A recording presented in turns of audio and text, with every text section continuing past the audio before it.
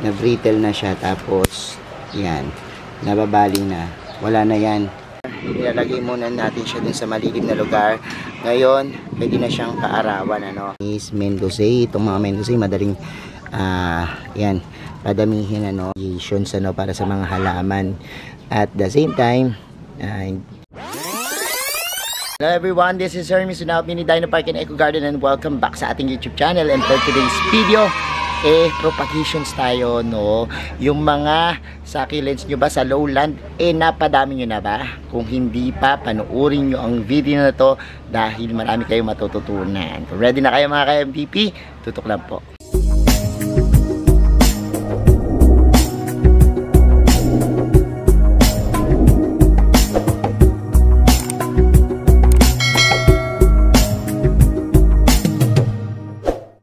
And we're back mga ka-MVP. Isa sa mga challenging dito sa lowland ay ang bumuhay ng succulents at the same time yung maparami sila, no?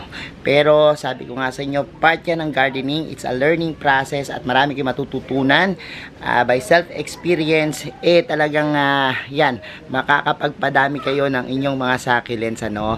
At mawala ng pag-asa yung mga hindi nakakabuhay dahil pwedeng-pwede po yan, ano. Samahan nyo kami ngayong araw na to. Tara, puntahan na natin yung mga nagpo-propagate dito sa ating garden.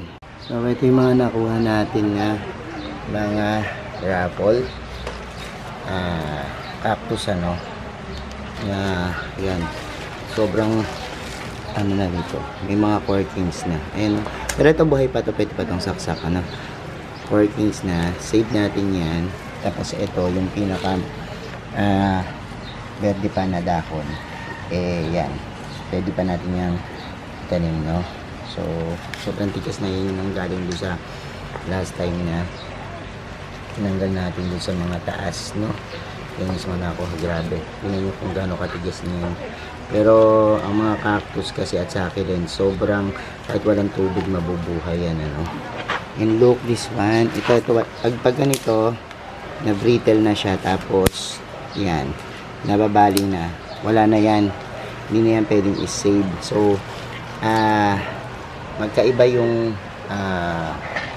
rot, no, dun sa yan, sa corkings, no. Pag sinabing rot o bulok na yung isang halaman, pag yan binali mo, matunog, di ba?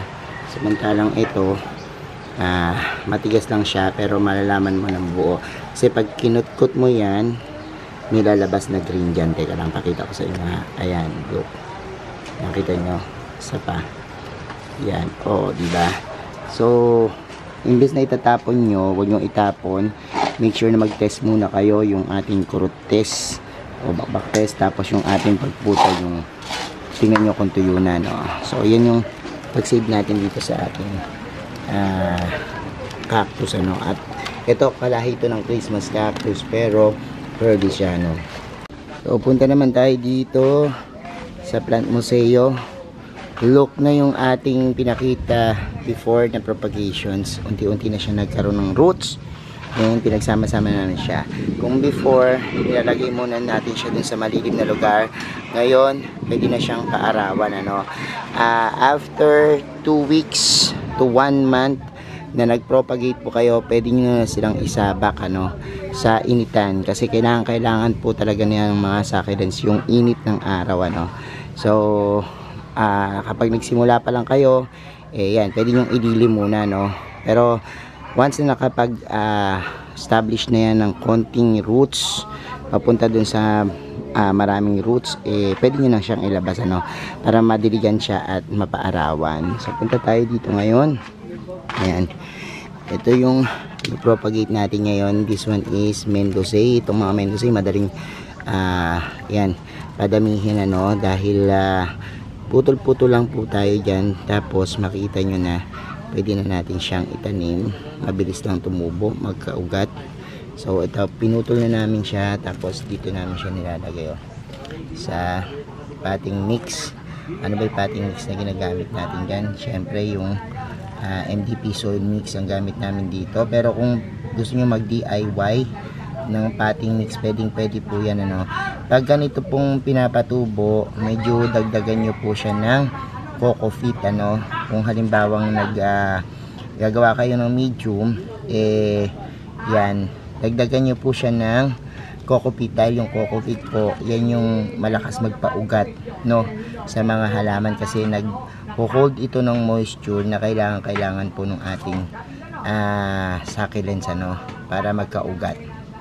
So ayan, natapos na tayo dito sa isang yan, propagations, and yan, pwede nyo na siyang sprayan, ano, or i-moist, no, yung bago, ano, ito naman lalagay natin yung another na yan, propagations. Gamit tayo ng ating mix. Yan, lagay lang tayo. So usually ang nilalagay natin mas maraming pamis, ano, kasi yung pamis, yung mga ganito pong mga bato, yan, makikita nyo, ganyan, yan po yung malakas magpa-forus or gawa ng magandang aerations, ano, para sa mga halaman. At the same time, madali pong magtuloy yung tubig, madrain. So this one, ayan, ito namang ginagawa natin is ice plant, no. Ayan yung mga ice plant. Yan naman po yung ating itinatanim. Yan. And isa-isahin po natin yan. Lulubog lang yung stem. And ayan, press na. Tapos sprayan lang po natin, ano.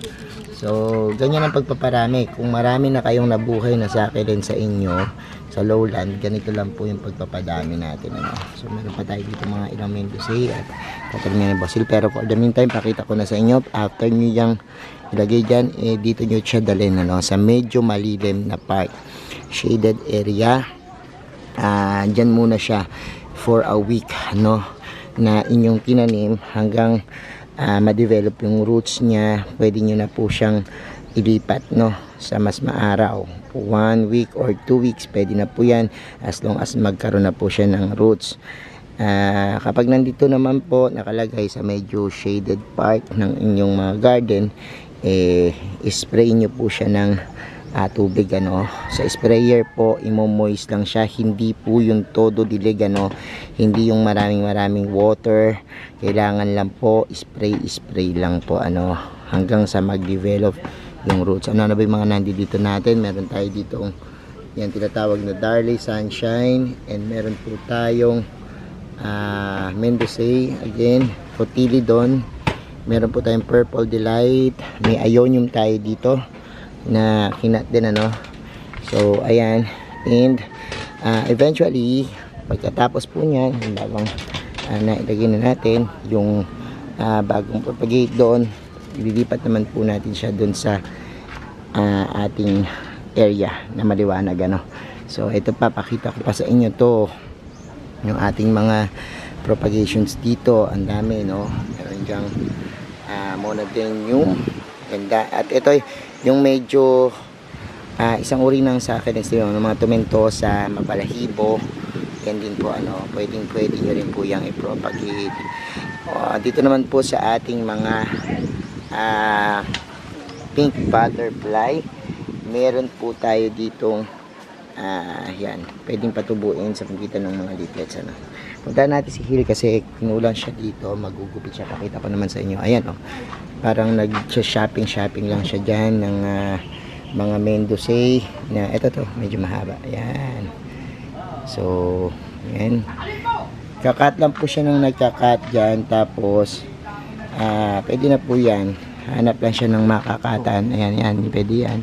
So tingnan mo, itong isa na to, napaka kahoy na ng kanyang pinaka stem. And ayan, pakita ko sa inyo yung paggupit. Ganyan lang, gupit lang ng konti-konti. Ayan, yung mga sobra, ito may sobra tayo dito, tsaka ito. Ayan, gupitin mo na yan. Yung mga lumalampas sa paso, no, pwede nyo na yan gupitin. Bilis na yung magsasang. Para magsanga na, ano.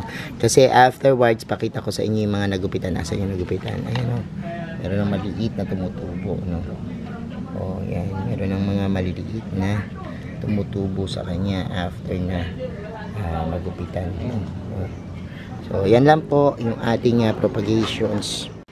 So, ayan mga ka-MDP, napanood nyo na yung ating video and I hope marami kayong natutunan dyan sa mga pinakita natin. Maraming salamat sa lahat na nag-like, nag-share at nag-comment, sa mga hindi pa po nag-subscribe sa ating YouTube channel. Kung bet na bet nyo po yung gantong usapan, plants and gardening, mag-subscribe na po kayo. Huwag nyo pong kalimutang i-hit yung notification bell para laging updated sa aming latest uploads, pati po sa iba't iba nating social media accounts, sa ating TikTok, Instagram, Facebook pages. Search lang po Hermes Unaho or Mini Dino Park and Eco Garden. Makikita nyo na yan. Salamat na maraming mga ka-MDP, and this is Hermes Unaho, nagsasabi sa inyo ng happy planting. Bye!